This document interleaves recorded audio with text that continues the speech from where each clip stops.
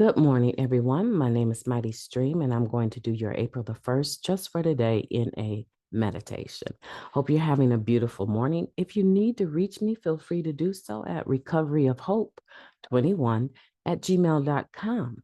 Let's go ahead and get into the meditation. Can you believe it that we made it to the month of April? Oh, this is exciting. Let's see what it's entitled. Love and Addiction. All right, they're kicking off the month of April talking about love. This is going to be good. Some of us first saw the effects of addiction on the people closest to us. We were very dependent on them to carry us through life. We felt angry, disappointed, and hurt when they found other interests, friends, and loved ones. That's taken from the basic text, page 7. Addiction affected every area of our lives.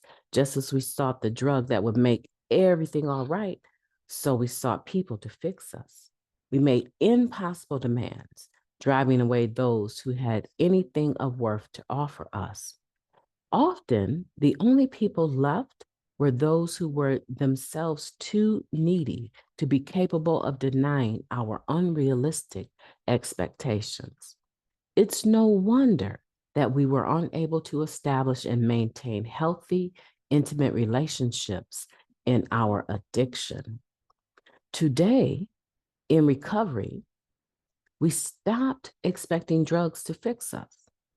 If we still expect people to fix us, perhaps it's time to extend our recovery program to our relationships. We begin by admitting we have a problem, that we don't know the first thing about how to have a healthy, intimate relationship.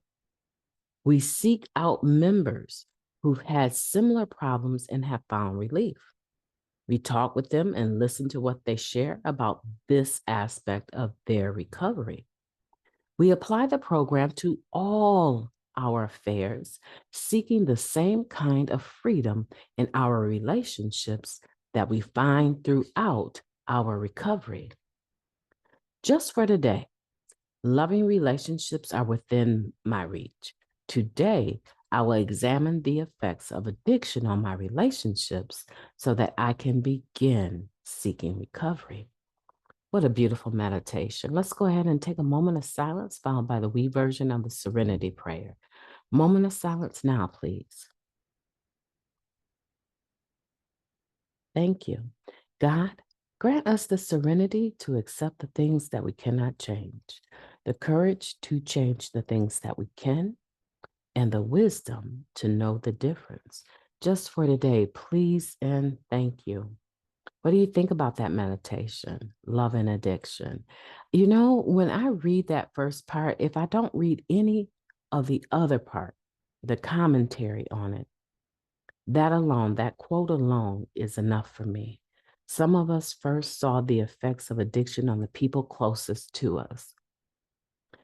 What that sentence reminds me of, even though this is early in the basic text, it reminds me of a statement in It Works How and Why, the green and gold, when it's talking about our character defects. When it's talking about our character defects in step 6, it says that some of us basically didn't even realize we had character defects or the magnitude to which they were operative until we saw the effects of them, the pain that we caused in other people. And that alone is a jarring experience to want us to not have them. So when I read this, I'm thinking in my mind, how many times were there individuals that were close to me in my life, whether it be family, lovers, friends, that at some point in time, they became fed up with my disease of addiction and they began to withdraw from me.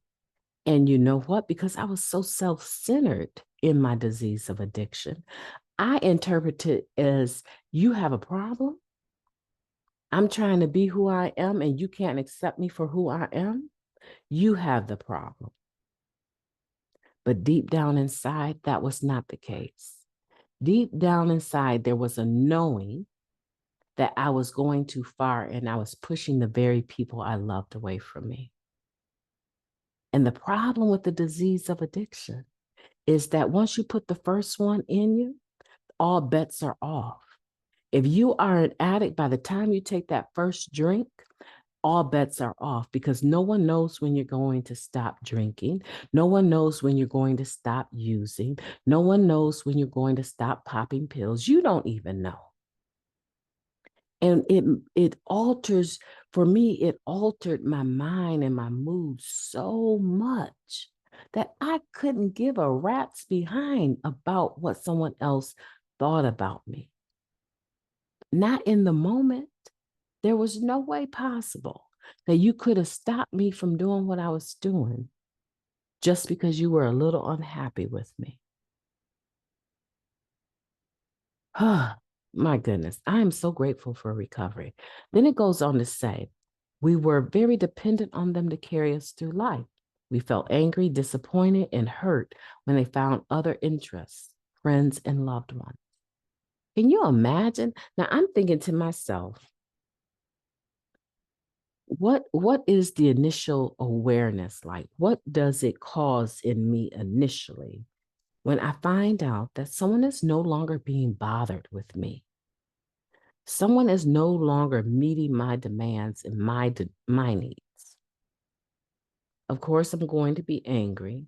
I'm going to be disappointed and hurt to some extent. But ultimately, now I'm obsessing over who is getting their energy besides me. And how is that person, those interests, those friends and loved ones more important than me? Because really, at the end of the day, that's what we suffer with, right? We have this self-centeredness at the core of our disease. And that's why, if you're like me, I have so much gratitude today for the relationships I have. And the ones I do have and the ones that I choose to maintain are a direct result of the fact that I'm in recovery. My name is Mighty Stream. I've enjoyed talking to you today, and I hope that you will have a beautiful day on purpose. Talk to you tomorrow.